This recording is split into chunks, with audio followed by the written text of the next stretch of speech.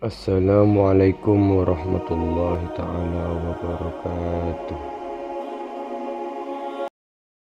Kali ini kita akan mengisahkan tentang sahabat Nabi yang buruk rupa namun dipeributkan oleh bidadari di surga. Ada suatu hadis Nabi Muhammad SAW yang populer di kalangan umat muslim, terutama bagi mereka para penuntut ilmu.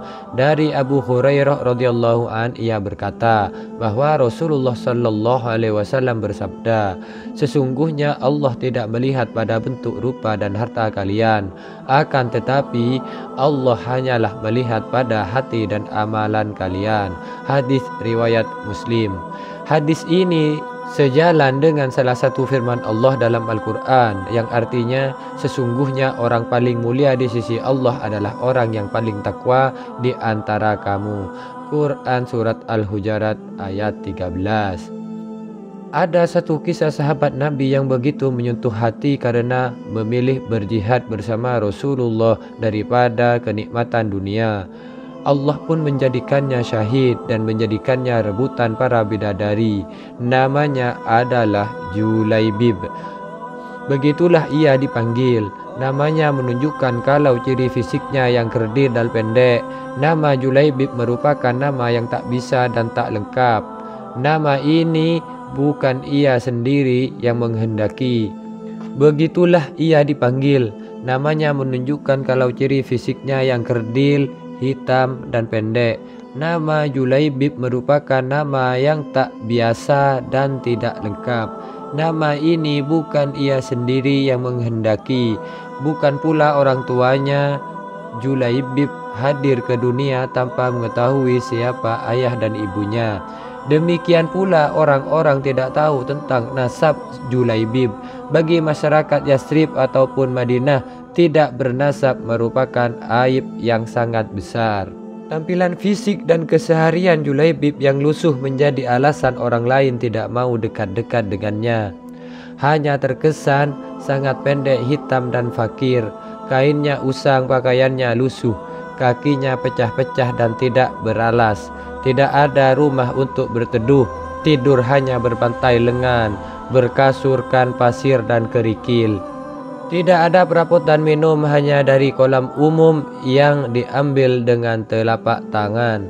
Abu Barzah, pimpinan Bani Aslam, sampai-sampai berkata tentang Julaibib, "Jangan pernah biarkan Julaibib masuk di antara kalian.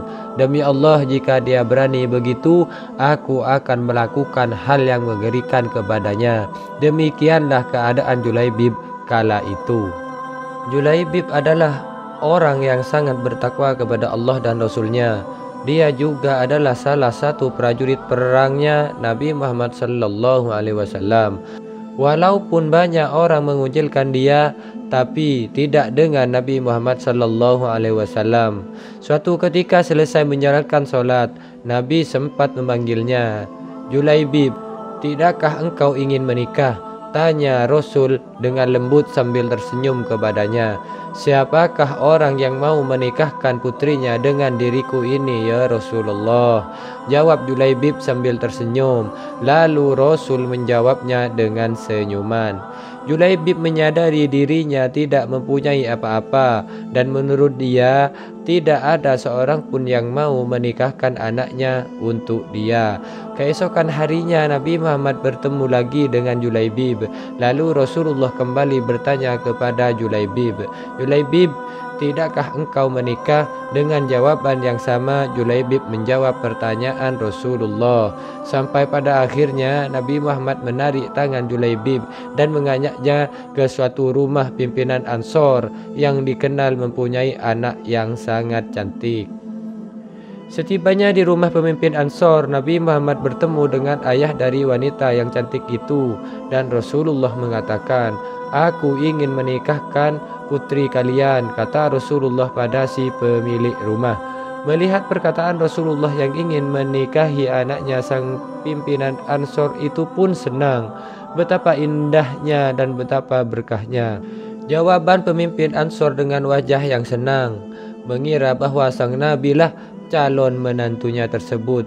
"Ya Rasulullah, Ini sungguh akan menjadi cahaya bagi keluarga kami.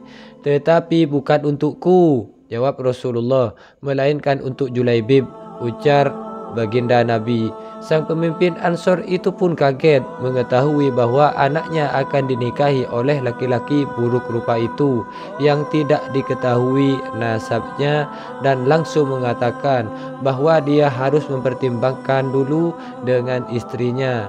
Ya Rasulullah, saya harus meminta pertimbangan istri saya tentang hal ini, kata pemimpin Ansor tersebut. Dengan Julaibib, istrinya menjawab, bagaimana bisa? Julaibib berwajah jelek, tidak bernasab, tidak berkabilah, tidak berpangkat, dan tidak berharta. Demi Allah tidak akan pernah putri kita menikah dengan Julaibib. Mendengar perdebatan itu, sang anak perempuan yang cantik dari pimpinan Ansor itu pun keluar dan mengatakan, siapa yang meminta? Lalu sang ayah dan sang ibunya pun menjelaskan, perempuan yang cantik itu memang dikenal solehah yang sangat mengerti dan faham tentang agama. Apakah kalian hendak menolak permintaan Rasulullah? Demi Allah, kirim aku padanya. Dan demi Allah, karena Rasulullah yang meminta, maka tiada akan membawa kehancuran dan kerugian bagiku. Perempuan solehah itu pun lalu membaca ayat yang artinya, dan tidaklah patut bagi lelaki beriman dan perempuan beriman apabila Allah dan Rasulnya telah menetapkan suatu ketetapan, akan ada bagi mereka pilihan lain tentang urusan mereka, dan barang siapa mendurhakai Allah dan Rasulnya, maka sungguhlah dia telah sesat yang nyata. Quran Surat Al-Ahzab ayat 36. Mendengar jawaban dari perempuan cantik dan solehah itu, Nabi Muhammad pun tertunduk lalu mendoakan sang perempuan itu, ya Allah, limpahkanlah kebaikan atasnya dalam kelimpahan yang penuh berkah. Jangan kau jadikan hidupnya payah dan bermasalah. Kemudian menikahlah Julaibib si pemuda buruk rupa, serta melepas masa lajangnya dengan menikahi perempuan cantik nan solehah. Maka bernarlah doa Nabi Muhammad SAW. Tak lama kemudian Allah karuniakan jalan keluar baginya. Kebersamaan di dunia ternyata tidak ditakdirkan terlalu lama bagi Julaibib dan istrinya ini. Meski di dunia sang istri solehah dan bertakwa, tetapi bidadari telah terlampau lama merindukan Julaibib di surga. Julaibib sahabat Nabi yang buruk rupa lebih pantas menghuni surga daripada dunia yang tidak bersahabat padanya. Wallahu a'lam bishawab. Demikianlah kisah untuk kali ini, kurang lebihnya kami mohon maaf. Wallahul muwaffiq ila aqwamit thoriq. Assalamualaikum warahmatullahi taala wabarakatuh.